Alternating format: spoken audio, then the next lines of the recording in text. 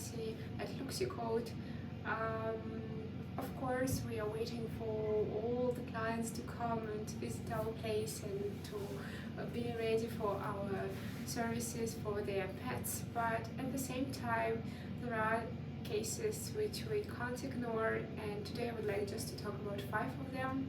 The first one is actually pet's health. Like when we before any grooming session, I always ask the client to fulfill the form where we can get all contact details as well as all background of pet's health and development and all this stuff. And if we see that the animal is unhealthy, clearly via this first meeting and observation, or when we discuss it with the client and we realize that the grooming service might not be safe for all of us, then it's the first main flag for us to stop the service until the pet is healthy. So my only one recommendation will be just navigate the client to the vet first, and once the vet gives us green light, then we'll be able to keep going.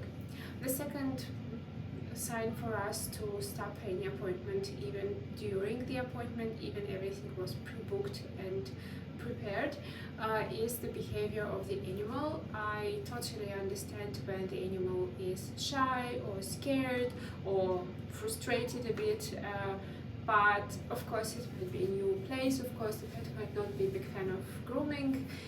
No, it's normal, but at the same time, if for instance you can see that the animal is clearly aggressive or clearly showing teeth or clearly ignoring you or jumping away from the table or doesn't allow you to put a mask on its mouth, on its teeth, then it's a big no for us. Me personally, I know how to treat aggressive animals and aggressive dogs, and I also can provide some advice, some piece of advice on its training, as well as I can also try to talk to the owner and try to explain what are the best ways to fix that. But when we have a grooming session, it's actually a limited amount of time, and sometimes we have several appointments per one day, and it's not possible to focus on one client only. However, if it's online consultation, then we will be able to proceed and we will be able to discuss things forward. The third one is actually the expectations from the client. Sometimes when I would say the client has a certain amount of expectations, I always try to ground it a little bit due to the fact that we are just a new grooming studio, so we don't have all the services and all the tools, etc. So if the client, for instance, wants certain service and certain level of premium approach, then we might stop giving a service to the client due to the fact that we are quite simple. We are just learning a lot of things, and probably for that we offer not the highest price on the market.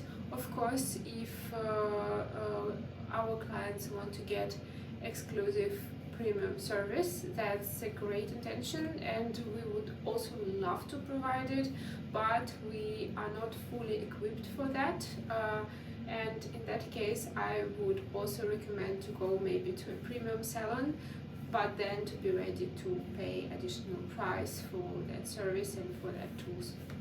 The fourth one is actually very related to the third one. Sometimes the clients want to use particular tools, and if you don't have these tools, I always try to explain that we have sufficient amount of tools in grooming, so we can run nearly every grooming service which is available on the market, but some services, they are advanced due to the fact of more professional tools or some additional IT features, etc., etc.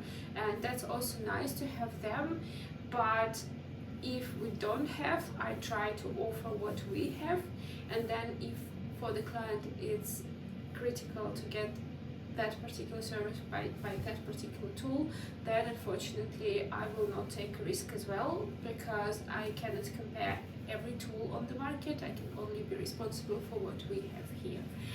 And the fifth one, which is also quite critical for all of us, is actually the case when, for instance, the client wants to visit a pet exhibition after us. Therefore, they expect us to provide a world-class standard for a particular breed.